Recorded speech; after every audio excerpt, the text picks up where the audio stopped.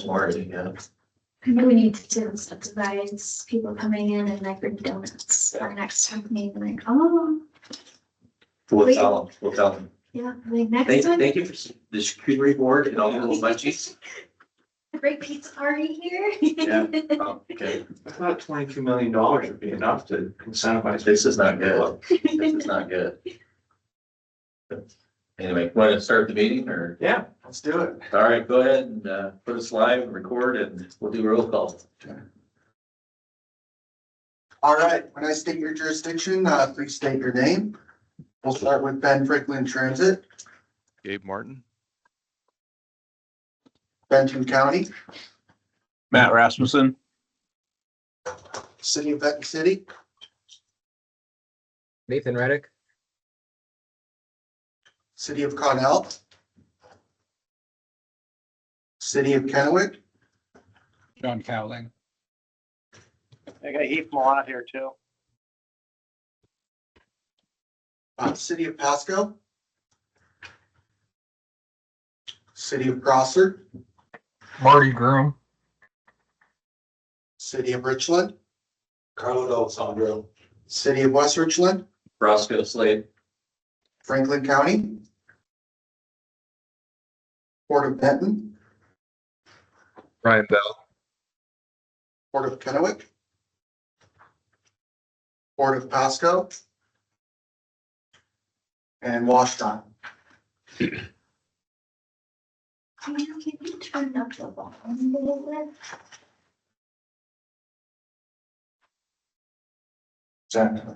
Yeah. There we go. I found it 8 jurisdictions, so we're good. Yeah. Okay. This is the first opportunity for public comments. I know we have a few guests online. Do you have any comments for the group or now's your chance? I have I see one Dave. quickly. I just wondered if somewhere in the discussion today, you could cover a little bit about how some of this funding may be affected by what's going on in Washington DC right now, coming down through, or have you heard anything yet or have any indications? And if you don't have time, that's fine. I can do it privately, but. I was gonna bring something up in member comments. Okay. How it relates to some of the funding we have. So. Okay. Good question, Dave. See if we can get some answers. Let Okay. people know. Okay, thank you. Anybody else? Okay. On to approval of the agenda. You notice our agenda's changed. We moved action items before reports and discussions to make sure that I know people were trying to stick to that hour, respectfully everybody's time. So we moved that up. So if you have to leave after an hour, you're just missing the discussion items and can follow that in the meeting minutes or what was included in the packet. So thank you, Aaron, and your team for making that change. So looking for a motion to approve the agenda in a second. Move to approve the agenda. Or second, either one. So thank you, Matt and Carlo. Tanner, you can switch whichever one you want first. So we got a motion thing. All in favor, say aye. Aye. All those opposed? All right, we got approved agenda. In your packet was the meeting minutes from our January 9th TAC meeting. Looking again for a motion to approve in a second. Move to approve the minutes as presented. Second. Thank you, Matt. Thank you, Marty. Any questions or comments about the meeting minutes?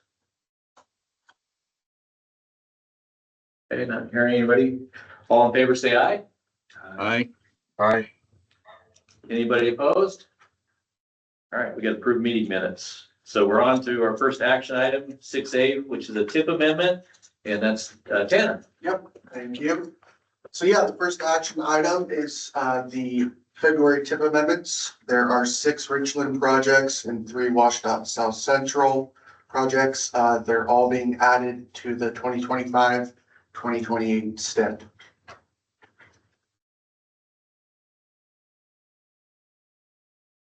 Any questions for Carlo? He's here for Richland. Did we have a WashDOT? I don't believe. Okay. Anybody questions for Carlo or any general questions? No? Okay. Some of these look like the funding that you just received from TIB. Is that? Yes. Yeah. Yep. Nice. Okay. And then that county road capital fund. Very nice. Looking for a motion and second to approve the TIP amendments as presented. Move to approve the tip amendments as presented. Second. Thank you, Matt. Thank you, Marty. You've got a second. Any other discussion, questions? Okay. All in favor, say aye. Aye. Aye. Anybody opposed? All right, motion carries. Got a TIP amendments approved. 6B is transportation safety performance targets. And Tanner, boy, you're up again. Alrighty, yeah, so this is the annual review and approval of WashDOT's safety performance targets set out to reach that target zero number of 0 fatalities or serious injuries by 2030. So those are the targets on the right side of the screen for fatalities, the rate, injuries, and that rate, and then non-motorist fatalities or serious injuries. And here are a couple of tables showing the BFCOG region. The target for 2025 is below 20, and then for the non-motorists, it's at 14. Just request a motion for recommended approval of those targets. Thanks, Tanner. Any questions or comments for Tanner? So they talk about penalties for not meeting targets. Do we see penalties for not meeting targets? No, As a COG? We do not. Okay. Good question. One more thing about that specifically is, so with the targets, we can either opt into having WashDOT safety performance measures, or we can opt out and come up with our own numbers. If we come up with our own numbers, that makes us subject to that, so we like to stick with these. And how many times, this is not the first time we've adopted these, this has been going on for Several years. It's an annual adoption in February. What a made up target though. There's no way to get there. Yeah. Any other questions or comments for Tanner? Okay, I entertain a motion and a second to approve. I'll move to approve. Thank you, Carlo. Second. Didn't catch. It's John. John? Yep. Thank you, John. Any other discussion, comments, questions? Last chance. Okay, all in favor of approval, say aye. Aye. All those opposed? Okay, motion carries. And 6C, the 2025 Benton-Franklin Council of Government Call for Projects. Aaron. All right, so thank you everybody, and thank you to all of the jurisdictions that participated in the Call for Projects Subcommittee meeting on the 16th of January. After our last TAC meeting in January, several jurisdictions met to further discuss some items and shape other criteria and other, we'll say, topics that weren't fully fleshed out at the last two TAC meetings. Those items are within this drafted guidebook, and I'll say, I forgot to put a photo credit, but special thanks to the city of West Richland on the front cover for, this was a project that received funding in our last call for project. So that's why it was on the cover. So within these next couple of slides, it's more than a couple, we'll be going through several items that were, we'll say, similar format to the past several months of how I had those topic items of 1 through 10. I'm going to be showing screenshots of where they are in the guidebook, and we can have discussion about them as we go. There are several things that were discussed at the subcommittee meeting that were, we'll say, not discussed at the TAC level, and I'll make sure that I call those out within the guidebook. And if anybody has any comments or questions, we are, right now would be the time to have the, said discussions. By no means am I expecting this guidebook to get recommended for approval unscathed. This is still very much a living document and is very much pending edits. So with that, we will move forward. First item before you is the schedule for the call for projects. Some of the comments we've already received for revising the schedule is the extended TAC meeting on April 3rd. That is during spring break. So it has been requested that that meeting can be moved back 1 week to April 10th. So that is something we have received already. Would that pose any issues to anybody off the top of their head?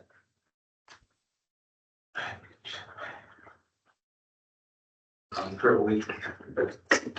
I'll likely be gone that week. April, John, is that the April 3rd week or the April 10th week? Hey, sorry, April 3rd. I will likely be gone. Moving it back 1 week would be good. Yep. Okay, Yeah, we'll be here for that one. you'll be gone the 3rd or the 10th? The 10th. Okay.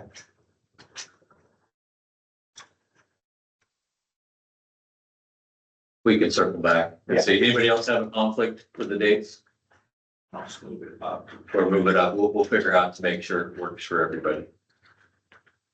All right, next is the contingency list. So what is in the guidebook is that the contingency list will consist of any partially funded projects. Those would be at the top of the contingency list. And then the contingency list after that would be filled out by preservation applications, which the preservation application was within your guidebook. So that is how the contingency list would be put forth. And the contingency list would be reviewed annually.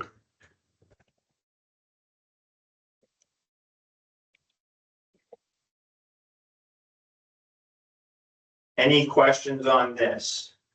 Not, I will keep going. All right. Next item is the evaluation and selection of projects. So this is just this on here is stating that just late projects will not be accepted. And this is also just outlining the process of TAC members will be scoring the subjective and subject matter questions. And then after that, the objective questions will be scored by staff, and the final scores will be released for the call for projects on our website and in the TAC packet on April 24th.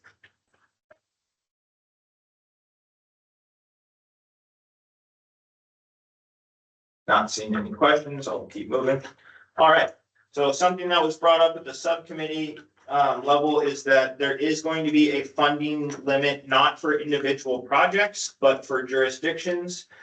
So each jurisdiction will be eligible to receive up to 4.2 million in funding during the call for projects. So that is total 4.2 million, and that number was taken from the amount of urban large funding total for 1 year.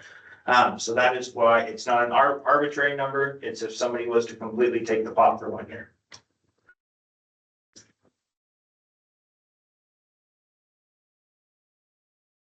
All right, not seeing any questions or discussions. Keep moving.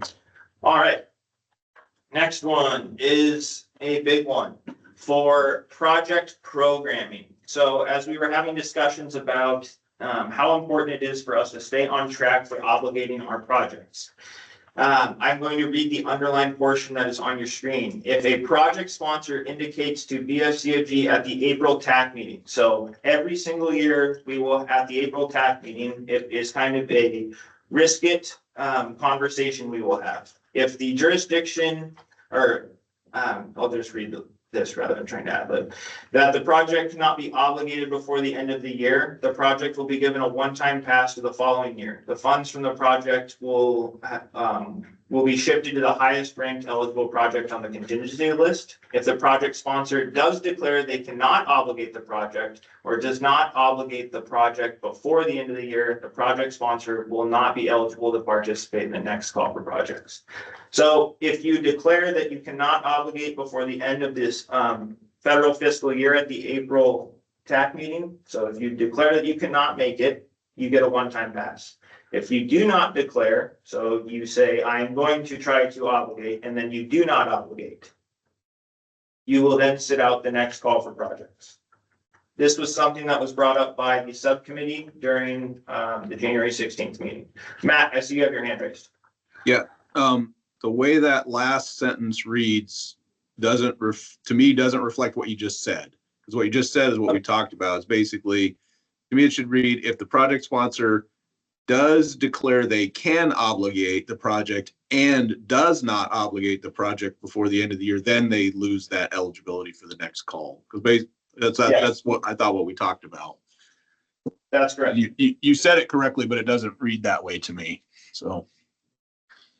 I agree, it does not read that way. So, but that, yeah, otherwise, what you just said is exactly what we talked about. So. Basically. I have a question.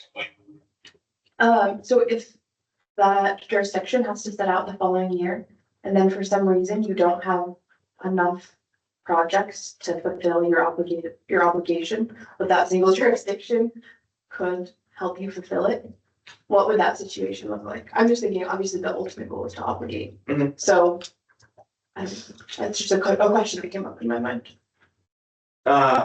If they would sit out the next call for projects, if they're withholding funds that could be spent by somebody else. Yes. So they will be sitting out the next one. Even Even if you need to obligate funds. we'll have a contingency. That's what we'd be list that pulling has from the ready funds. contingency list, I think, wouldn't we? Yes, that's correct. So we would hope, we would want to have a developed contingency list that was big enough that we could just go and pull from there to make those obligation targets. That is correct. It will pull from the preservation projects after the partially funded projects. So Eric, just to be clear, so we have the April meeting. Mhm. And the project agencies will have to then say, we will obligate by the September 30th deadline. Correct. Okay, so yeah, our project's gonna obligate. Or if they say, we don't think we can make it in April, that gives them the 1-year pass to continue to work on the project, but it gains them next year. I guess my question is you say that you're gonna make it, you don't make it, kicks you out of the call for projects. I thought what happens to the project funding? What's the penalty other than the next call? That the project funding. So I'm telling you, I'm gonna make it. Yeah. But we don't make it. What happens with my current funding? It just says the next call, I'm not eligible, but what happens to my project funding? Because the whole thing was to not put the region in jeopardy of losing money. And I believe it's the, so. Does that money Yeah. go to the contingency list? I believe that's correct me if I'm wrong, or Matt, go ahead. I was to say that, I thought that's what we talked about. So I think it would need that repeat of that sentence that the projects would be shifted to the highest ranked eligible project on the contingency list. At the end, and they are also Yeah, at not the end. eligible to, Yeah, that yeah, was my okay, understanding. that's as what I well. remember. Yeah, okay. I'll make sure And we'd that have that to- is spelled out much more clear in the. Yeah, I mean, so basically you say you're gonna make it, you need to make it, because if you don't, you You're will. losing your money and you're losing your You're chance for losing your next money year. and you lose, yeah, and again, next call, which is in 2029, probably for another 4 years. Mhm. It's pretty severe, so that April meeting is important to know. And there's a lot of things out of people's control that they're gonna have to make that call. We're gonna give them a mulligan, but they need to do it up front. So I think that captures it. I think the discussion too of you lose the funding, say you have projects in future years, you lose that funding for that project, not for all of your projects. Correct. It's the one project. Right.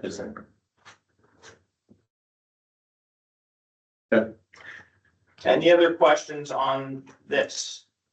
Okay, I have a question triggered from this discussion. So, Go for it, Grant.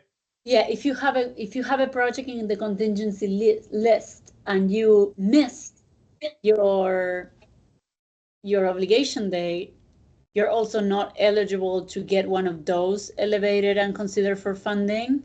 How does that work? I believe in what was just said is you will still be eligible within the current call. You will just not be eligible for the next call. So Maria, will use, say your project that you have right now, you do not obligate. If you are on the contingency list, you would still be eligible on the contingency list. You would just not be eligible for the next call. And your current project, the one that you did not obligate, the funds from that would be taken away, not the contingency list project. Okay, awesome. That's Good, clear. good question. Good question. All right, we'll keep moving. And the big challenge with this that you'll have, Aaron, is getting the COG board to also agree with that with the elected officials. Because in the past, they have wanted no risk of losing their funding for their agencies' projects, but the bigger picture is the opportunity that you're, real risk that you're gonna lose money for the region. It's just not acceptable. Yeah. So, But I guess my question would be, if the risk is to this call for projects to lose funding, why penalize them on the next call? it had to do with the performance issue. So if it has to do with how do you, they They didn't feel want like to look. living on penalizing, that's all. It was based in the conversation that, everyone will lie and say that they will obligate their project. And then they won't obligate it. And that holds the rest of the region at having their hands on the fire when there can be other projects that could be obligated. Well, I think that's a misrepresentation saying that we would lie.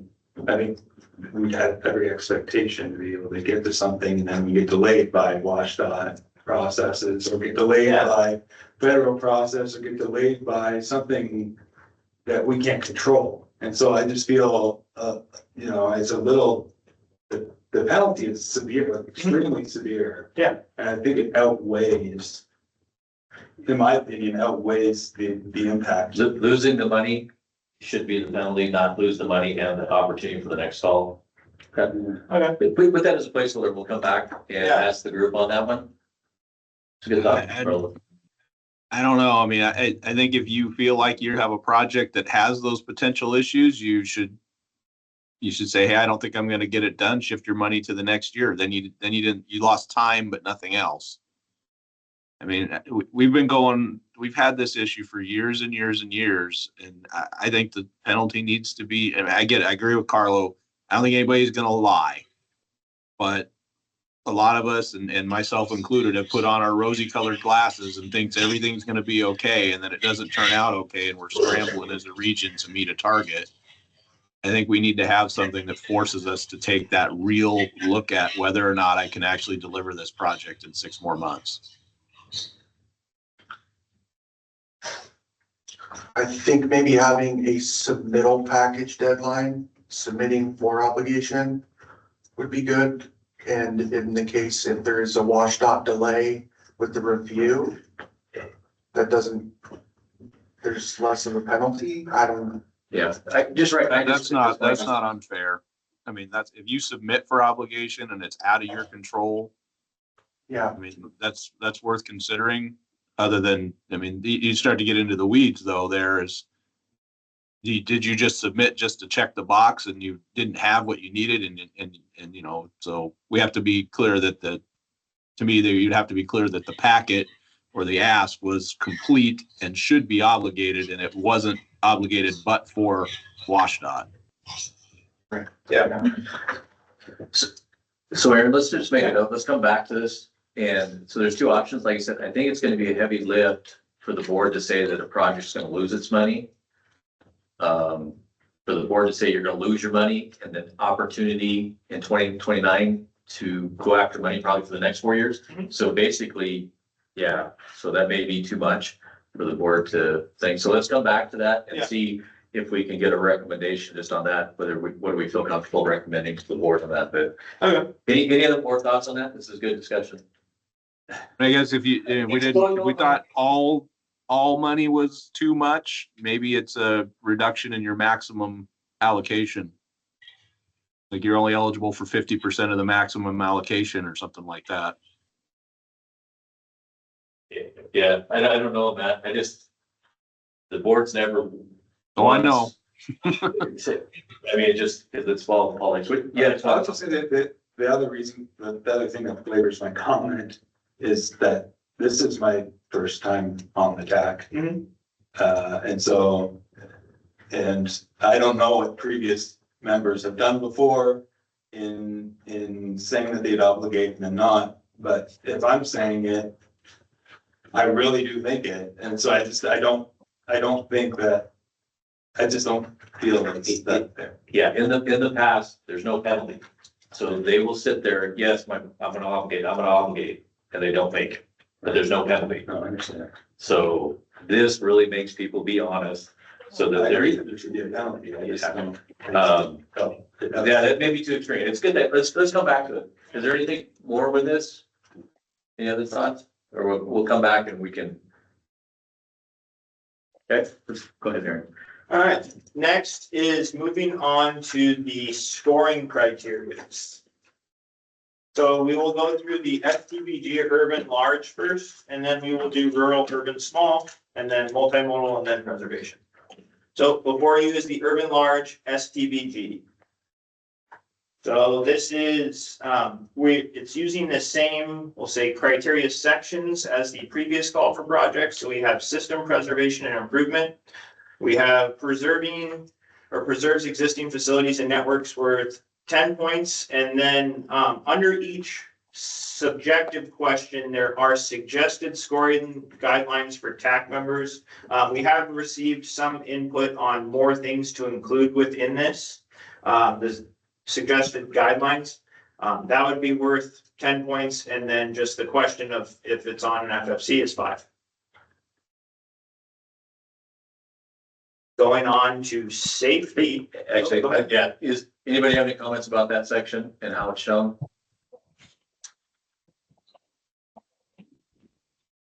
Okay. Going on to safety, same thing. So project increases safety is worth 5 points. And this is explaining how the project increases safety. And then we have urban accident rate and urban rate of fatal and serious injury. One thing I will state before we get a little further down is that there will be a story map and an online maps that show all of this information. So you will have access to this while you're filling out the application as well. And we'll walk through that after we go through all of this. So any questions on the safety portion? When you're talking average, so you're gonna go, it's looking at a 5-year average. And look at your accident rate for that corridor over the last 5 years. And then as a region, we know what that is for that same 5-year period. Correct. I've seen other ones go back 10. I'm not a traffic engineer per se, but It's usually 5 years. is it 5 years, not 10? I've seen it both ways, but I don't know what Most of the time, every other grant we've done has either been 3 or 5 years. if that's the time frame. So, And it's split out between urban and, urban has their own accident rate, rural is their own, same with. Good. Small. okay. Any comments, other comments? Okay, go to the next one here. Freight movement and economic vitality. So we have the question of improves the movement of goods through the region. This is a subjective question with some suggested scoring guidelines. And then we have is the project on a freight corridor. And then we have urban average daily traffic.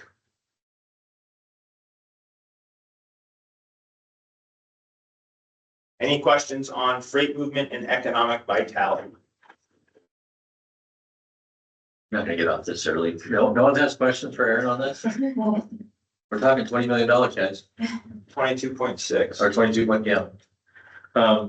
The freight corridor Mhm. that we're using, when was the last time that data was updated? So, sarcastic answer, Roscoe, would be, did you read the discussion items in your packet? Yeah, It's absolutely. last updated was 2 years ago, and it's about to be updated again.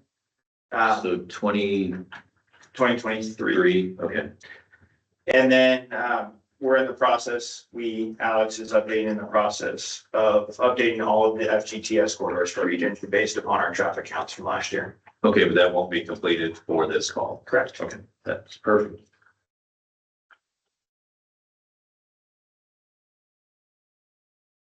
Any other questions on freight movement and economic vitality?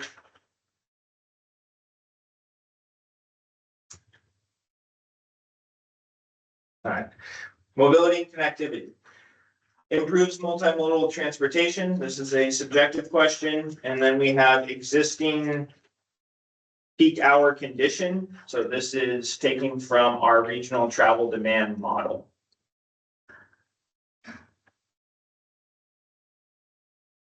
Any questions on mobility and connectivity?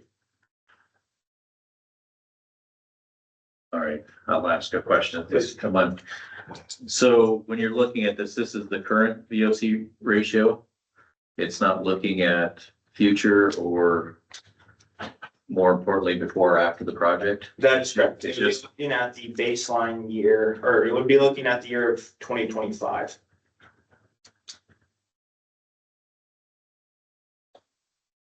And I should spell that out on here. how would a new corridor or an extension of existing corridor score? It's a good question. It wouldn't, would it, the way this is set up?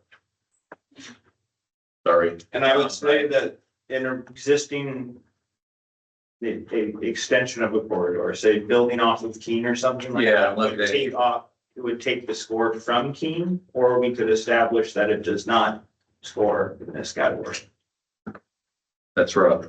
Or ones if it was a intersection signal project. Are you looking at the capacity of the intersection rather than the corridor? I would say we would use an average of the the two segments of roadway. I just had some notes on some honest, I don't know if people's projects that, because some of these are hard scored, if you don't have an existing road with existing data, losing. I think there's 45 out of the 100 are hard input that a project that on those categories. Yeah. Isn't gonna score well. Using VOC for an intersection project isn't really. It's either. yeah. I mean, you want to look at some other factor. And then there's level of service or delay. But VOC is. It's tough for scoring to fit all. Yeah, How does the transit based on level channel expansion, what is that? so if the project is taking into consideration building out further transit, or if it is improving transit, within the model, you can see, is it going to be delaying transit or improving it? And then, Ross, you bring up a really good point of something I wanted to clarify is, so going back to the average daily traffic. So going back to the freight movement, and this will apply for, I'll say, all the other traffic counts. So saying there is a roadway that does not have a traffic count on it. We will either be using the closest traffic count number that we have to our counts, or we will be finding the most updated data that we can from other sources for said roadway. Yeah. What's another source? Other source would be using, like, potentially using a model or looking at revenue, like something like that. So that would, and if another source is to be used, it will be cited and explained. Sorry, I didn't jump back. No, it's all, I'm just trying to, I'm thinking of a few projects that don't, it could cause problems with the scoring, so, okay. Continue if no one else has mobility and connection questions or comments. All right, next is congestion.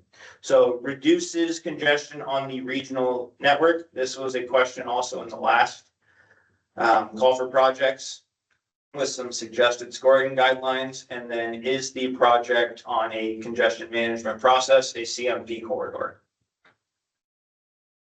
Any questions on congestion?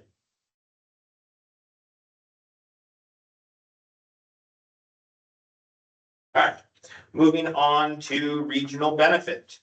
So it provides a benefit to the overall region. This is the same question from the last call for projects. And I will, just as a note, all of the point totals are staying about the same per category from the last call for projects. I think there's a shift maybe in 5 points for one of them. And then the next is regional transportation priorities list. This was something that was also discussed at the subcommittee. So is the project located on the front of the list? So projects 1 through 6 is 5 points. Project located on the back, that's projects 7 through 11 would be 3. If it's not on the list, it gets 1 point. Is the project within the MTP? 5 points. If it's not, 0.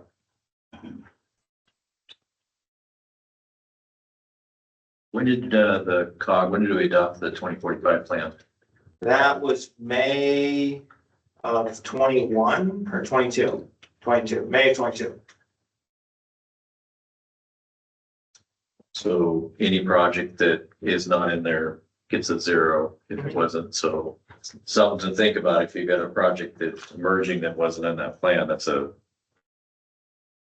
5-0 point swing. I noticed on some of these, you've got the categories like congestion management, it's a 5, 3, or 0. But on the regional transportation priorities, you do 5, 3, and 1. I guess why, if you're not on the list, why do you still get a point on the one before? What was the thinking on that? When the other ones, if you're not on the plan, you got 0.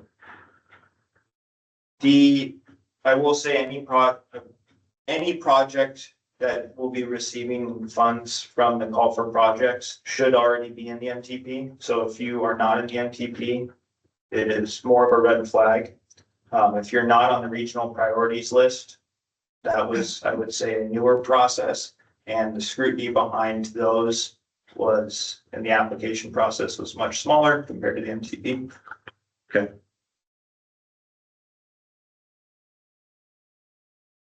No more comments? No comments? 22.6 million. All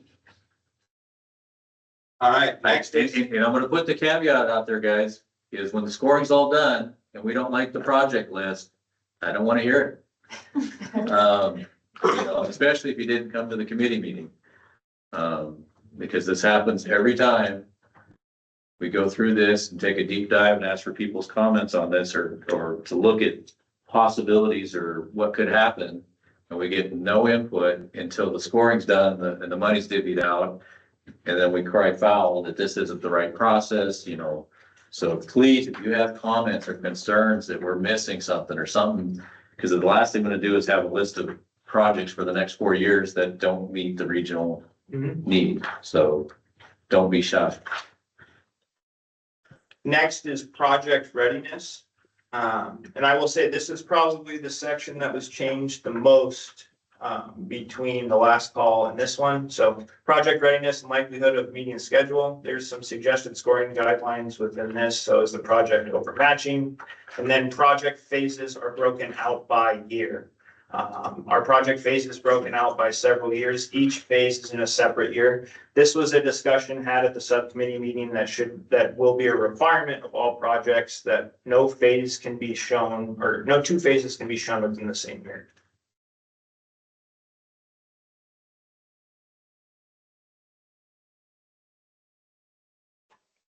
Yeah, I think Any this all sounds consistent with what we talked about at the subcommittee, so thanks, Aaron. Sweet.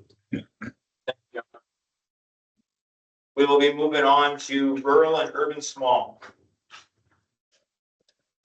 So system preservation and improvement, we have 2 questions for 10 points. Any questions on system preservation and improvement? Say the main difference between these two scoring sheets is that rural and urban small does not have congestion as part of their scoring guidelines. So the 15 points has to be shifted around. And eligibility is Franklin County, Benton County, Prosser, Not Prosser. not Prosser. It would be Benton County, Franklin County, West Richland, Benton City, and that's it. For the urban small. Prosser's urban small. Sorry, I was talking about rural, urban small, you're correct. Prosser and Connell. Prosser, Connell, to the counties. Okay. Sorry about that. No, All right, any questions before I go into safety? All right, safety is, so as the project increases safety, rural accident rate for VMT, and I will say this will have the urban small, it's part on the application, it shows urban small as well. This did not show urban small, but urban small is part of the scoring criteria as well. Urban small accident rate, and then the rate of fatal and serious injury.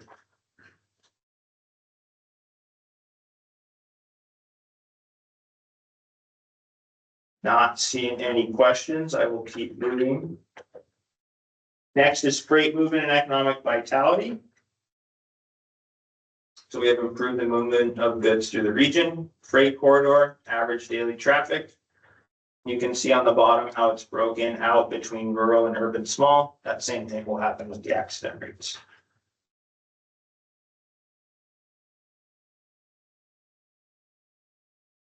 Going to mobility and connectivity, improves multimodal transportation for 10 points.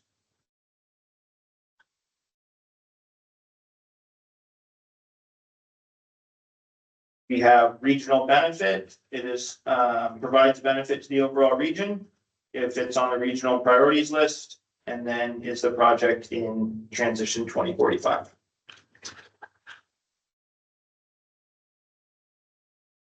Project readiness and likelihood of meeting schedule, and then project phases are broken out by year. Any questions on rural and urban small? Okay, I'm not seeing anything. We'll move on to the TAP CRP. TAP CRP, we have system preservation and improvement. Under that, we have preserves existing facilities and networks, bicycle improvements, and pedestrian improvements. These are 3 subjective questions. Any questions on that? If not, we'll move on to safety. Safety. 20 points, so the project increases safety. And then we have pedestrian and bicyclist accident rate. Pedestrian and bicyclist rate of fatal or serious injury. And then we have level of traffic stress. Level of traffic stress has been updated based upon our 2024 traffic counts. My only comment, I guess, for the pedestrian bicycle accident rate, I found out that WashDOT does not report accidents with bikes, should be crash rate, crashes with bikes. If it's under $1,000, the property damage and no injury. And so and we found that out because we had an intersection that didn't hit a need for safety improvement in our comprehensive safety action plan. But then we went back and looked at the data and we saw there's several crashes with bikes over the years that were unreported through the WashDOT's data. So it's obviously they were low impact, I guess, but we had statistically had an issue with crashing with bikes. So the WashDOT data isn't always the best, and it's hard to get. Yeah. Any other data source, but that's my caveat. I guess, is there, the COG is scoring that? So if the city or an agency, owned police department has supplemental data, would that be acceptable, or does it have to be WashDOT? No, that would, we would love to have more crash data if it's available. I reached out to the police department for our safe routes to school plan, because, and I talked to John Deskins about that whole thing. I've heard just crickets on where to obtain more data and stuff like that, so. I don't know if. Do you know if your police department's capturing it or are they using the There's a place DOT? for I know, but are they gonna be able to go find it if you ask them for the bicycle crash data that doesn't? it. We can find it, because we have a database that we use. That's different. It's got, Would that be, that's for the city of Richland now? Yeah. How can we apply that? Not, okay, how could we apply that to say for the city of Kennewick or the city of West Richland? they all using the same. I don't know, they enter their police reports in the same. I don't know. Yeah, I think if any jurisdiction felt that the data wouldn't be right in washout crash data, I think we should have the opportunity then to submit Yeah. something. Maybe that's what you do, is you allow the agency to submit their thing that you can compare to WashDOT. Yeah. So it captures those. I like that idea. Yeah. And an unrelated note, if you have other crash data, we would love to. We are experiencing the same issues with WashDOT. We know that it is not the best, but it is the most used and most widely available. So that's why it is our criteria. So Aaron, I have a question. So we completed our city safety plan in 2022, which has all the crash data from 2018. So we can submit that to you? Yes. Okay. Thank you, Marty. Any other questions on safety? All right. Moving to mobility and connectivity. So connection to employment centers. Employment centers data was taken from TRIDEC and our major and just employment center. So it was taken from TRIDEC's top 10 employment and centers across our region. Activity centers, this was something taken out of the subcommittee. It was posed to the group. Would you like us as the COG staff to identify this? It was trusted upon us that we could identify where this is. The activity centers, this will be something that you can see within the online mapping and the story map that we will walk through after. And I would say if you do not think that it accurately reflects where there are activity centers, please let us know. The regional bicycle network, this was based off of what was in our regional bicycle plan, and then average daily traffic. Any questions on mobility and connectivity?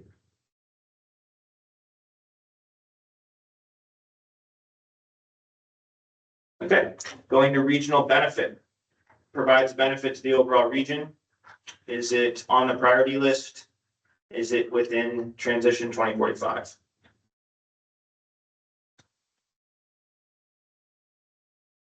And then project readiness, likelihood of meeting the schedule, and then project phases are broken out by year.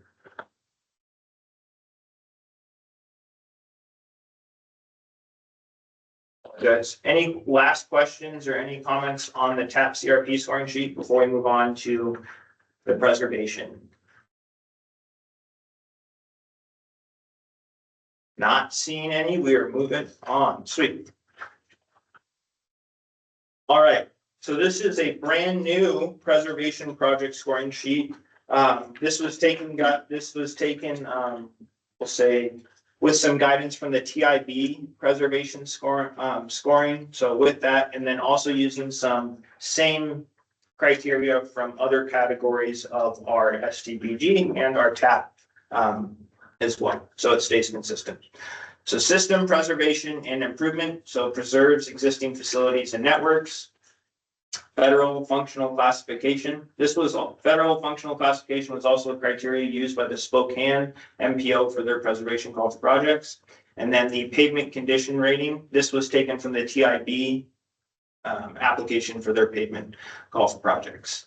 And it has been pointed out, this has an incorrect number shown as 10 points versus 1. It should be 5 or 1. For a total of 5 points. Any questions on system preservation and improvement? Okay, I have a question that probably sound really silly. The city has done road scanning, right? And we have a pavement preservation program. We use CPI, and is there a factor that we use to go from CPI to PCR? Pavement condition index versus Yeah. pavement condition rating. I will say I put pavement condition rating on here because when I listed the other one, in the last, 2 TAC meetings, was told that that was not the best criteria and we were advised to look at the TIB, but I would put this back to the TAC to, we can make a decision between PCR or pavement condition index. As you all are the subject matter experts on this, I could not be the one to score that. The index is between 1 and 100 and the PCR is between 1 and 100, right? I don't think Yes. that's very different. I don't know if they're any different. Maybe I need to go back to the people that are actually managing that and see if maybe we have both listed, but I haven't seen PCR used before by Pascal. I can go back and find out, maybe we do have access to it. We're using PCI as well. I think most cities use PCI. I don't know, Roscoe or. Yeah, change it, we'll change it to PCI, because that's what West Richland's got it, so good catch, guys. Thank you, Maria. Thank you. All right, next is, or any other questions on system preservation and improvement? All right, freight movement and economic vitality. So we have improved the movement of goods through the region. Is it on a freight corridor? And roadway usage. Any questions on that?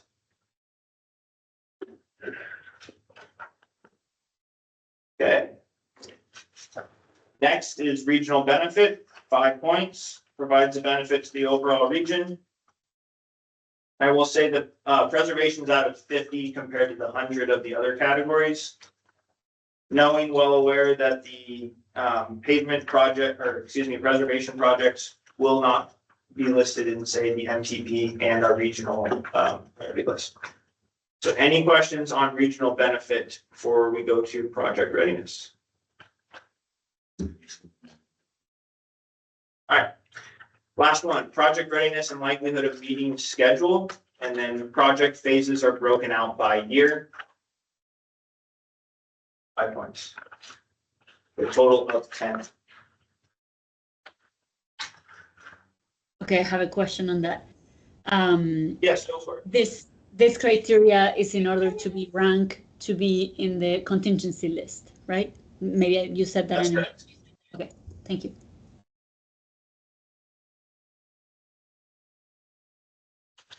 So that would be it.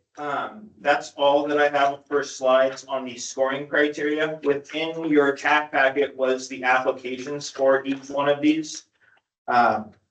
Each one of the funding sources. So there's an application for STBG, an application for TAP/CRP, and then there is the preservation application. On the on the application, it is also indicating highest priority, so 1 through 5. I will say I took it upon myself to limit to 1 through 5. I can make it 1 through 10 for the simplicity. There is no limit on the number of applications jurisdictions can submit, so I might just change that to 10 out of, we've never received more than 7, I believe, from a jurisdiction in a call for projects. So I can change that number if anybody knows that they're going to be submitting more than that. Did anybody have any questions specifically related to the application? If not, we can go back to our discussion about the penalty for not obligating.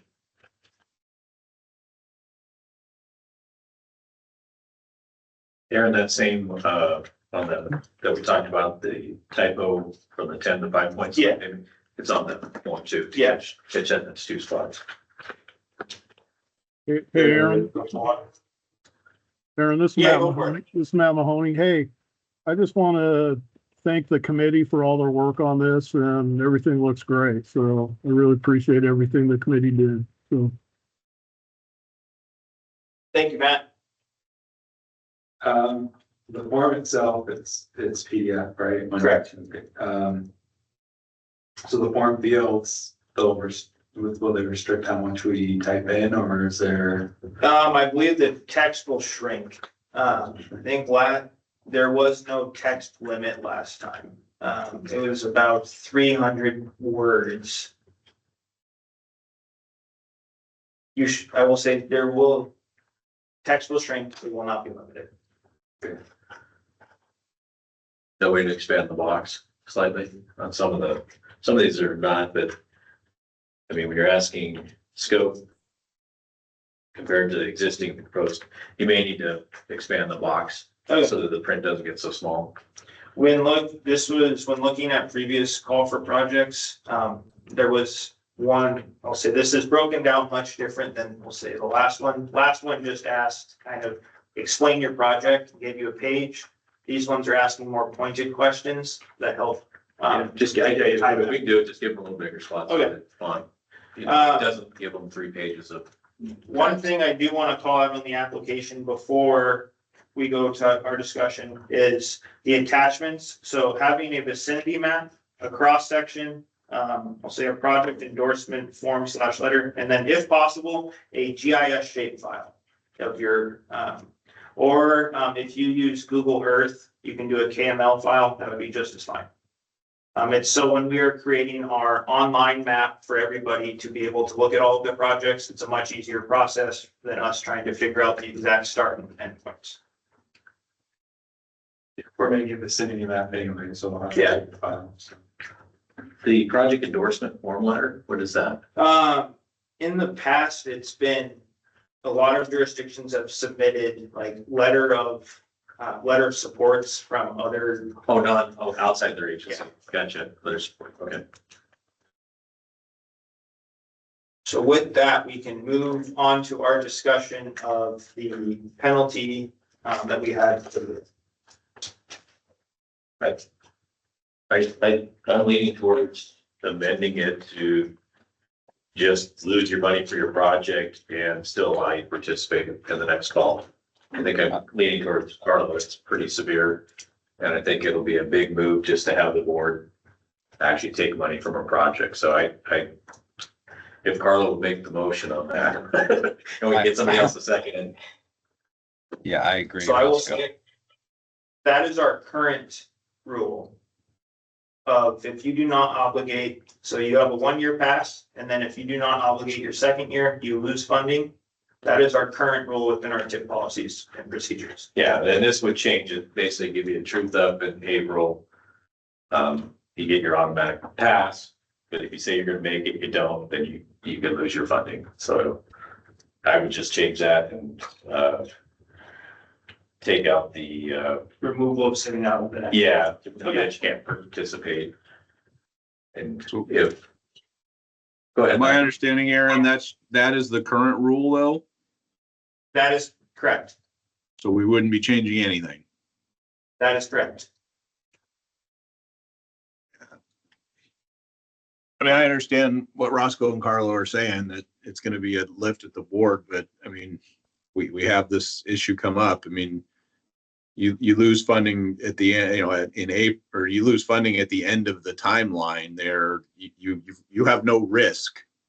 If you just say, oh yeah, I'm gonna get it, then you put the entire region at risk. There's no reason for any organization, unless we have something that we all know is just not gonna happen. There's just no risk there for anybody to say, no, I'm not gonna obligate it. Everybody's gonna roll the dice. But the existing rule now is you don't make your thing, you don't lose your money. There's no problem. It's not. After 2 years, you would. Okay, but what we're changing the rule and saying, if you say you're gonna obligate in April and you don't, you're losing the money there. So the rule is No, changed. We're proposing to change the rule. No, the rule, if you go to what you're saying, and maybe I'm understanding it wrong, maybe I'm understanding what you're trying to say, Roscoe, wrong, but we're saying if you say in April, hey, I'm gonna go, and then what you're proposing is I'm gonna make it in April. You say, I'm gonna make it. September comes around and you don't. The worst thing that happens to you is that funding gets pulled and given to a contingency project, which is what happens now because we scramble to find contingency projects to meet regional targets. Am I wrong in that understanding, Aaron? That, and I will say, Matt, that is what is supposed to happen now. And that's written in the rule. That's in the TIP policies and procedures. It just never happened. Correct. Okay. And that's where I have the concern is there's almost no risk there for anybody to say, yeah, I'm gonna roll the dice, and worst thing, I might lose the money because I was gonna lose it anyways. You know, the region was gonna take it to meet its obligation targets. So, and I think for us, I mean, I would much rather have something in place that encourages people to take a really hard look at whether or not they should pass to the next year and put that money into a contingency project that then doesn't have to scramble to obligate in 1 month. How about, I have an idea for a solution.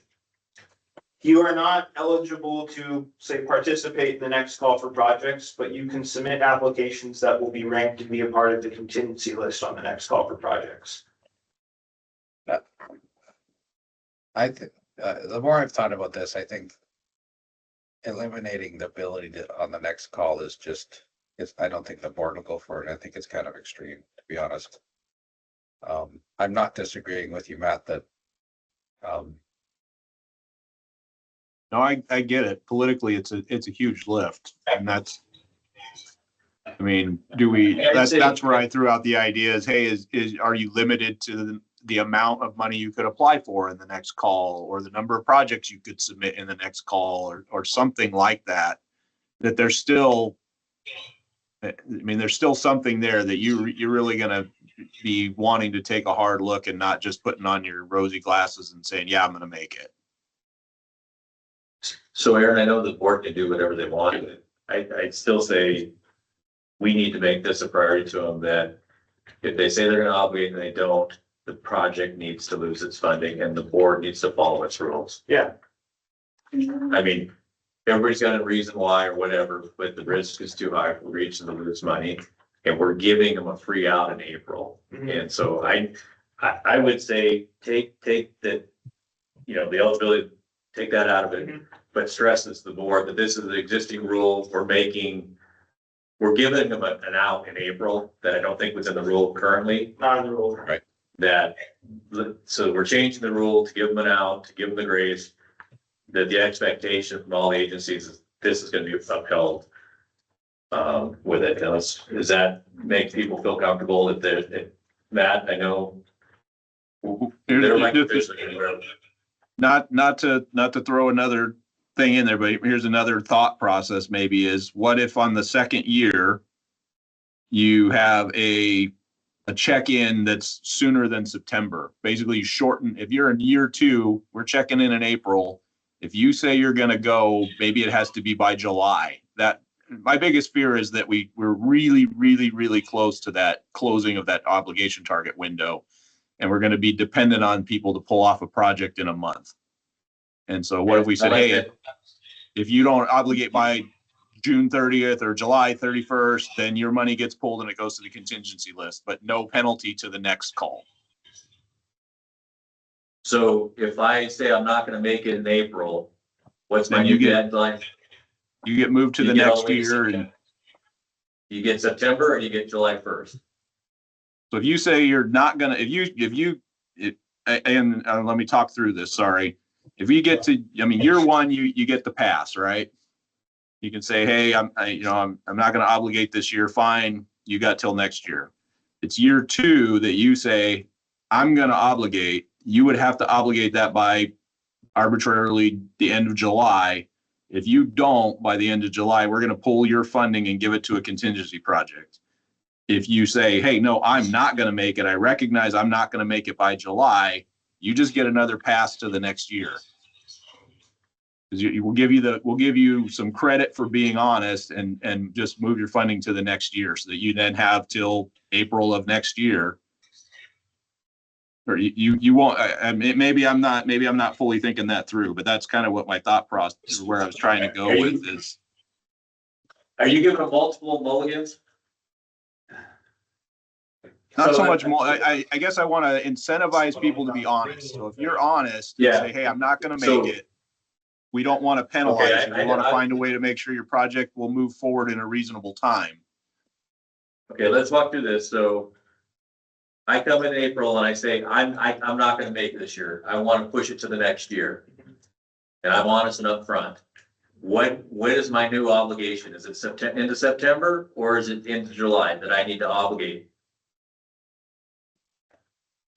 I guess that, Aaron, that would be that you would probably need to help me through there is, what happens with the funding? If somebody comes in and says, I'm not going to make it, give my money to another project, when can that project then get funding again? I would ask the group, how quick could you get a preservation project obligated and out the door?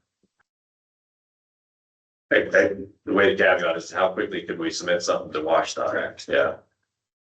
It depends. I mean, are people willing to, for us, we'll invest some minor staff time to put a preservation project and then just stick it on the shelf. Because the likelihood of anything significant changing is pretty small. The cities you guys have a little bit more stuff you got to take care of because you got sidewalks and driveways and all the other stuff like that. And it's a much bigger investment for you guys in time to design one. So.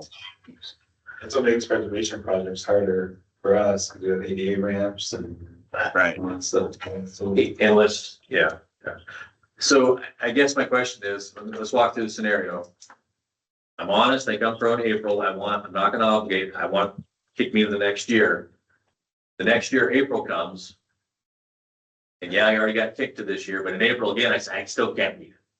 Do you can I get another mulligan? No, I would say no. Already used your 1-year pass. Okay. Yeah. So a project that's been kicked into the next year, the true up in April doesn't apply to them. But do they get all the way to September? Again, what I'm hearing from Matt is you've already given them one mulligan because they haven't performed. If you wait all the way to September, and they still don't perform, there's somebody else can't get that money obligated. So what is the penalty for that? Well, you're losing the money, but if it's into September, we don't have any opportunity to obligate another project. So what I'm kind of hearing, Matt, you correct me, is if you get the mulligan, say April, you're truthful, and you get kicked to the next year, you don't get all the way to September 30th. We give you to, let's say August 1st, because everything seems to be the first of the month, to obligate. Yep. So you were basically given from September to, you were given 11 more months. Yeah. Deal, and if you don't meet at that point, then we've got time to go to contingency. Yeah. That's what I'm trying to. August. Yeah. That gives you September and October to get it done. You don't think August you and could September. You don't think you could obligate a preservation project if we do 1st of August to get it by the end of September? One note is, it is middle of September for Wash. Is it? Yes. Okay, it's July 1st. Yeah. Make it July 1st. Yeah. Thank you for the clarification. Yeah. So that gives somebody, if you're truthful in April, you get 10 more months to get that obligated. If you don't, you lose it and it goes to a contingency project on July 1st. Yep. I think I that like makes it. sense. Okay. And And no then if you're not impact to the next truthful, call. Yeah. Okay. No, I like that. and no impact to the next call. Same thing, if you say, I'm gonna make it, and you don't, then, Yep. July 1, you're losing your money and the problem is if somebody said they make it, we're not gonna know to September, so how do we get that So now I'm gonna tell you, I'm gonna obligate, and I don't make it. Yeah. But you don't find out till mid-September. There's no time to get another project. That's correct. So we still have the risk there, but I don't know how to get around it. yeah, no. How the current, But I think this would be a path better than what we have Mhm. to really make people think about if there's still outstanding right of way or environmental issues to say, hey, I'd rather kick the project 10 months down the road than risk losing funding. I think that, but I think the big thing is stressing it to the board that we need to put our foot down with this and really be, and these rules don't apply to the current projects that we've already selected. This would be for just. Correct. Okay, I make that clear. So, okay. Maria has her hand raised. Hey, thank you.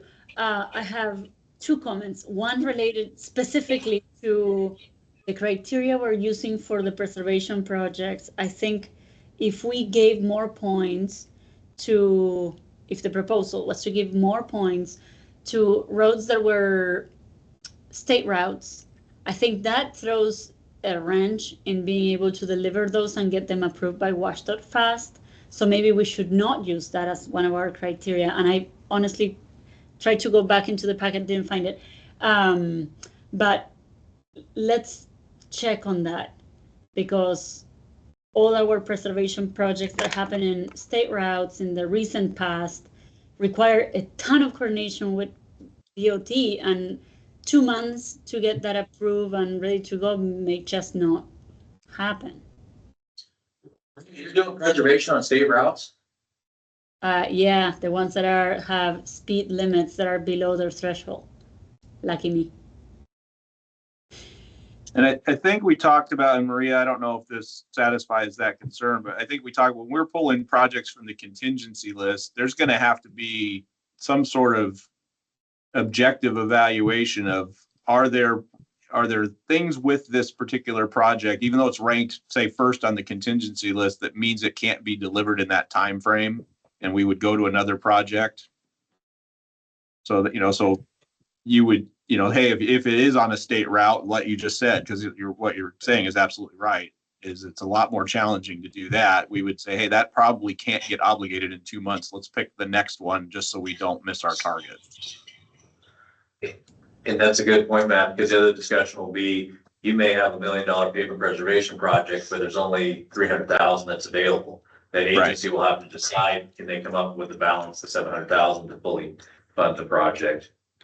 Yep. So I think we talked about that those will have too. to be that'll have to be a discussion when we're picking. Yeah. And okay. Good questions, Maria. Okay, and then my second question, and I apologize, I'm jumping a little bit between things. I remember we had this same question that I'm asking now during our subcommittee, and it got resolved during that discussion, but I cannot, now my brain cannot figure out what was the solution for it. So we said, okay, I'm in April, I can't make it. We go to the contingency list, but my project doesn't lose the funding. Where does the funding come from? Like, am I counting twice the same dollar amount? Like, doesn't somebody need to lose funding? 2030's allocation. It's better to be over obligated than under obligated according to WashDOT. Yep, that's what we talked about. Okay, that rings a bell. Sorry, I just could not remember. I'm like, I know it got resolved. I just don't know how it got resolved before. Thank you so much.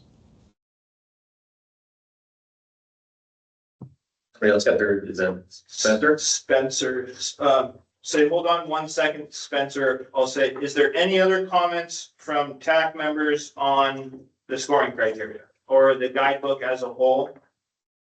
With the amendment that we've talked about. Yeah, with the amendment, and I have it documented in the guidebook based upon the conversation we just had with everybody for the penalty. And I guess we still need to change the date on the call. Yes. To make sure it works for Carlo too. And everybody that's going on vacation on spring break. That's hard. Okay, Carlo's he'll send somebody else. I can delegate someone. Okay. I need to. Okay, so we're good with the 10th. So we'll get those two amendments, the 10th. 10th and then. 10th, and then call it the honesty clause within the project program. Okay. And then we have, say, we do have we have a motion proposed. We have to have a formal action here. And it's, we have a question from Spencer. Do you want to take Spencer's question? I'll say, take Spencer's question after we get the guidebook wrapped up. Is your question, Spencer, to the guidebook? A comment about it, and I understand that this isn't public comment time. In a prior life, I worked for the Denver Regional Council of Governments, specifically on the TIP for multiple years. And I guess my question is about the contingency projects and if those are, I think I know where they come from, but I'm wondering if you have a project that isn't going to obligate, if it's easier to advance a project that is already on the list, but for construction the next year. Maybe somebody has had good luck with securing their right of way early and getting all of their approvals, and that with enough warning, they could get, maybe they're in design and they're going to finish it early enough that they could obligate a project earlier than something that's on a contingency list. Just something I thought. And I haven't heard this Council of Governments talk much about what they called advanced construction. But back in the 90s when I worked on the TIP, it was kind of a big deal because everybody was trying to get their projects on the ground. And if they could front the money with local funds, and I know that's a challenge for bigger projects, but if they could front the money, they would get reimbursed in the year that their funds were identified for reimbursement. And if somebody is ahead and pays for theirs in advance, then that'd be easy to obligate. I mean, there's some paperwork that needs to be done, right, to make sure that it's all done right. But if a project gets built with local funds the year before it's due up for federal reimbursement, then that would be an easy way to backfill a project that's not going to obligate in that year. I haven't heard that talked about with this, so I assume that that's still a possibility though, but that was something that we did in Denver when I was there. Anyway, just some thoughts that might help. I think the discussion has been good and important so that the region doesn't lose money. Thanks. Thank you, Spencer. Thanks, Spencer. Okay, any other comments before I ask for a motion? Yes, I think, Okay. I think, Go ahead, Maria. I think Spencer's comment sheds light on the fact that those projects that are in the contingency list are not funded, and so they won't be in the STIP, right? And so the process to amend the STIP may just eat all the remaining time. Am I wrong in that? It's like we find out in April, we send the STIP amendment, say late April, it doesn't get in the packet until May. It passes in the following meeting, right? It's like we recommend, it goes to the board. We're basically in June by then, and then it goes to DOT. How long? Contingency, we have some of those contingency projects in the STIP? Yeah. Well, I think, Maria, they would be in the STIP, so you wouldn't have to amend it. They need to have secured funds. Right. The phases need to be fully secured for WashDOT to include it in their STIP. So if you have but yes, I mean, if you do. How have we done this before? I mean, we've had this. It's been based upon amendments as soon as they. Yeah, I mean, we've done this before when projects weren't we couldn't meet it. We brought in contingency projects and got them on the STIP, got them amended. So we've done this. It's been a hustle to do it, but it's doable. We've done it in the past. So I think this is better than what we've got. It's not perfect, but I think it helps to reduce the risk of us, the region, losing funding. But that's something to follow, Tanner, to make sure, again, because it's not usually the agency that's the holdup. Unfortunately, it's what's sitting on WashDOT's desk, because if everybody's trying to do it at the same time, so. And just confirm, switching something from planned to secured is an amendment, not a mod, right? Right, yes, because you're adding a new page. We've done this before. Yeah, I would recommend COG staff go back and do a refresher so that we're prepared to know exactly what we need to do. And if we have to have special meetings outside of normal TAC meetings to get this through, Yeah, so the region doesn't look funny, we'll make it happen, so. It's an amendment if the total cost is over 30% of the project total, the amount that you're, secured fund that you're adding into the project.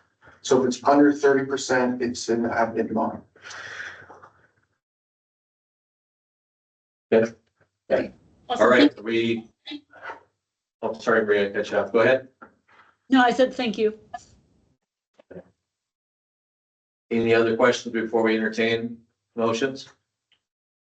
I don't have a question, but I do have a comment. Yeah. I just really appreciate staff and the subcommittee's time and putting it together. You guys did a really good job. Especially trying to get some more objectivity into it. I think it looks really good. I think this is the furthest we moved to the pin in 25 years. And honestly, I'm glad I didn't bet Aaron at lunch. This would even be a point to make a motion. So kudos to your staff, Aaron, putting this together and the committees that showed up with their input. That is very helpful. So with that, looking to a motion to approve the 2025 call for projects, amending the due date for the applications and amending the meeting, the April 10th meeting and the honesty clause that was discussed. got it. So looking for a motion and second to that. And I will So take a moved. motion on. I heard that. Got a motion to approve. Thank you. Second. Marty, second. Any other last comments, questions? All in favor, say aye. Aye. Aye. Anyone opposed? Not a one. Motion carries. Good job, Aaron. Thanks, Nice guys. job. Nice job, Aaron. Good job. Everybody. Good job. Yeah, and thanks for all the discussion, guys. Appreciate it. And gals. For the meeting, just for the meeting minutes, please put a note in there. Larry Peterson, the Port of Kennewick, did not have any comments. My friend from Port of Kennewick. So, all right. So I know we're over on time. So those that have to go, or how do you want to do this, Aaron? Do you want to continue through the discussions? We can be real brief with our discussion items. Okay. So we'll move on to 7A, which is the Transportation Improvement Program tip obligation status with Hannah. Yeah, so if you didn't notice, the estimated target has increased from the 8.79 million to 9.11 million. I've kind of been nagging WashDOT because we still don't have the finalized target, trying to get, the closest estimate to what it will be once it's finalized. They suggested doing a 2.5% to 5% increase of the 2024 allocation amount. So that was about a 300,000 increase on the estimated target. But so far, we've had 2 projects obligate for 3 million and now leaving our remaining target at 6 million. And those are the projects on the list right there. And just, Have we had any communication from Benton City on an update on their? We are currently working with our engineering firm to finalize PS&E and submit our project prospectus for the next phase, which is construction for the pedestrian crossing project. The Riverfront Park Trail project is currently on hold. If you're aware of our railroad bridge project we have that we're working on, we've gotten $2 million from HUD to purchase the old abandoned railroad bridge here through our previous administration. The new mayor, new administration are not on board on moving forward with that without commitments from other entities for a trail system on the other side of the river. So the trail project is kind of on hold until we get some resolution there. I have spoken to Seth with WashDOT about it and let him know what we're doing, and he's informed me that we can change scope of work there if possible. We're just hoping to get some resolution here within the next few months on that one. As this project was always scheduled for 2025. Correct. The italicized projects on this table are the ones that have slid from 24 to 20. So if that project doesn't go forward, We will still meet it, but that's about the threshold is we have about a wiggle room of, I believe it's now like 300,000. if Benton City does not go forward with the project, Well, and the project's abandoned, that money comes back. correct. And Nathan, when did you say you think you'd have resolution on that? You know, I wish I had a clear picture on that. I'm hoping within the next couple months. We have a meeting coming up to talk about it, in a couple weeks. Okay, And good. we have, Prince of Badger, Red Mountain and Tap Teal that are coming, as well as Benton County. Nathan's on that, as well as BFCOG and then the mayor, to talk about kind of next steps and see if we can get a local group to kind of help us with that along as well. Okay, so if those parties don't come together, then the project goes away and the funding, okay, yeah, understood. You think they're easy and just a little, yeah, and gets complicated quick. What was the two big ones on here that we were, Franklin County and Richland's downtown. in Kennewick? Yeah, Kennewick's going to Any update from Franklin County? I think Greg's here. Greg's not here. Tanner, can you put a list just to have an email to him asking for an update? Just. Yeah. And then Kennewick, the Columbia Center Boulevard widening, Yeah. for the right of way obligation. Yeah, we've got JB on board there. We just approved 30% for them going forward on PE, and they're gonna start drafting up 60%, which will also fold into our right-of-way plans. So we should be on track on getting right-of-way obligated by this summer. So we should be able to meet this. It doesn't have, is there a right of way phase? Yeah, there's right-of-way phase. That's what, so we should be on track on getting our right-of-way plan approved by this summer so that we can get this our right-of-way phase obligated. Gotcha. Sounds good. And then, was it Richland, Carlo? Yeah. Still working through design. Well, I guess I was gonna bring it up with member comments, but I'll bring it up now. So the issues with the new administration coming in, and we have SS4A discretionary grant funds. We hadn't signed our agreement yet with the feds, but they had already requested moving these funds we have obligated to BFCOG over back to the feds to be dispersed to us. So I have funds stuck with the feds, waiting for an agreement to get signed with them, which is on pause because of the current administration. And yeah, so I worry a little bit now about it, but now the funds are just stuck with them. So I don't know what to do. And I haven't gotten a good answer out of them about if signing that agreement just obligates the funds or not. Okay.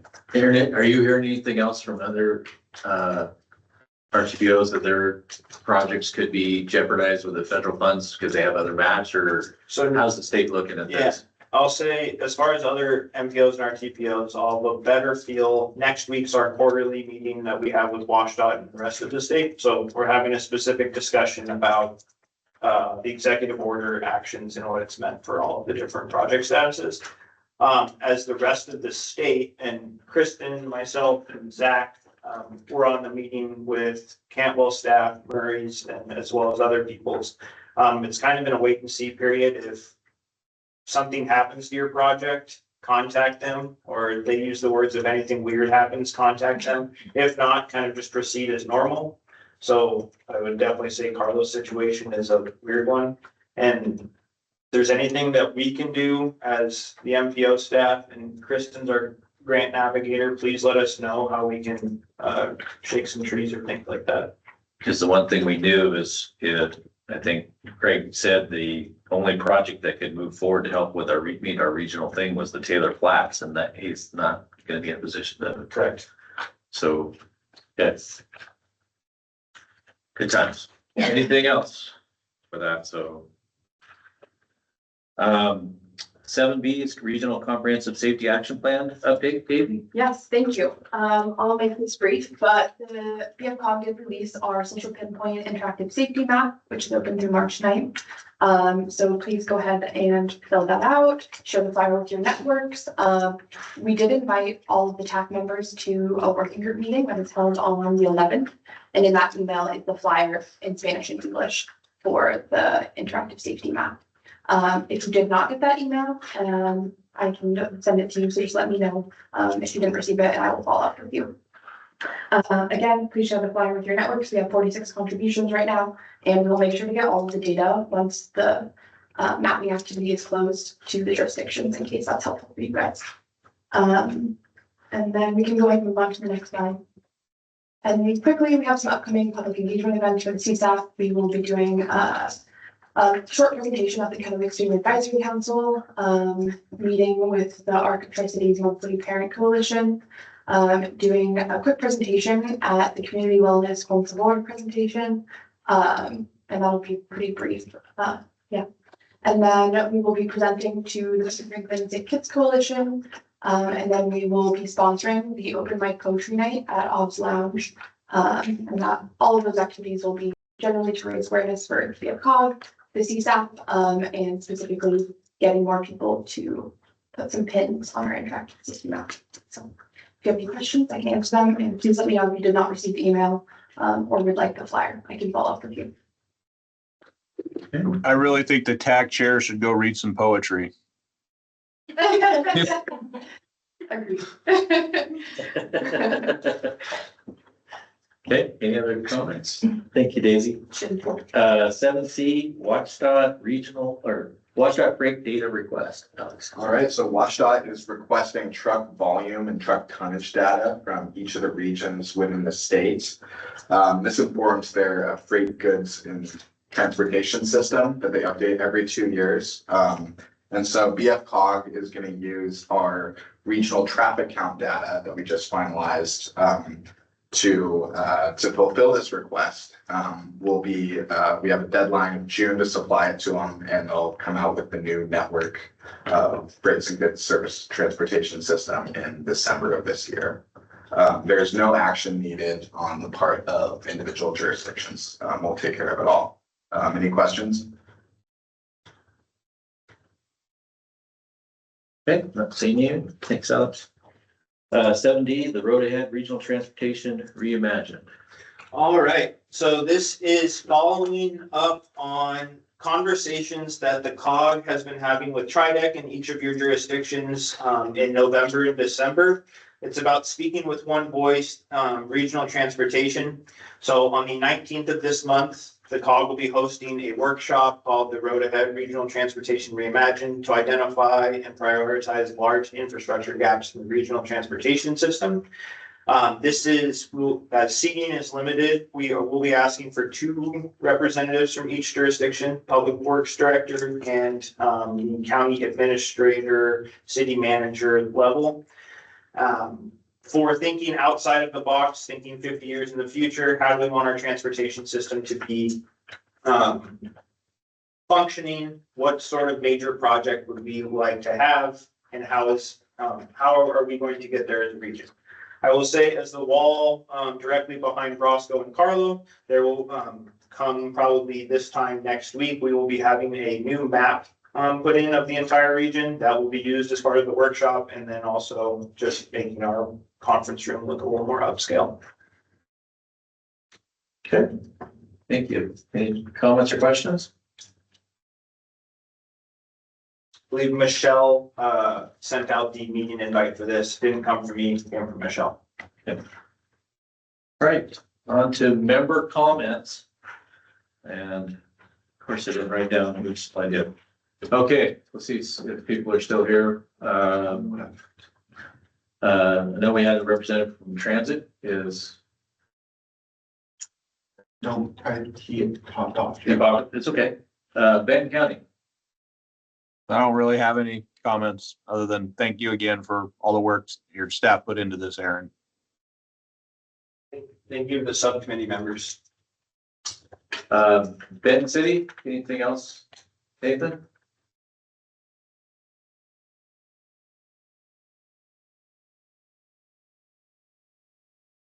No. It's unmuted, but we can't hear him. Okay, move on to Cadillac. No comments other than, Oh, sorry, yeah. go ahead, Heath. Okay. Just real quick, we're gonna have our Columbia Center Boulevard project kickoff here in March. So we awarded that to Apollo Inc. So they should get done with all the signal work, and we're gonna be doing an overlay in the intersection. That should get done by mid-July, end of July. That should be it for our major projects. Okay, thanks, Heath. Richland? Yeah, we'll be kicking off doing a transportation system plan, or 20-year transportation system plan this year. Mostly because we wanted to feed into the transportation element of our comp plan and update, so. I'll probably be putting together a steering committee for it. I'll ask for someone from the COG to join in on that, and then probably someone from Transit and some other people, but it's that, and then SR 240, Aaron, I just sent you an amendment for the STIP because we have $1 million that was awarded to us through Move Ahead Washington Commitment Act funds, and we're gonna start that right away for design. So. Thanks, Carlo. Is Marty still here from Rosser? No. Nope, lost Marty. Port Event? I believe Brian left as well. He did. Okay. Maria's still here from Pasco? Yes. Here, I don't have a lot of updates today, but similarly to Carlo, we are starting our transportation system master plan update, again, to feed into the comp plan. So some of you may be asked to participate in some meetings or to provide some information. Thank you. Did I miss any other agencies? Okay, as far as West Richland, yeah, we're in the same boat with updating our transportation element. The other big thing that's going on is they restarted the Lewis and Clark branch master plan for phase 1, and so that's moving forward for that EIS. So I'd say probably this spring, look for stuff on revised transportation stuff to review for Benton County for potential impacts of that development, Richland, and WashDOT. So that's all coming forward, and now that my water and sewer thing's been figured out. So with that, I'm amazed we got through all this in an hour and a half. And again, Aaron, kudos to you and your staff for putting that together. It's shocking that we got as far as we did. So with that, we'll see everybody next month. Thank you. Thank you.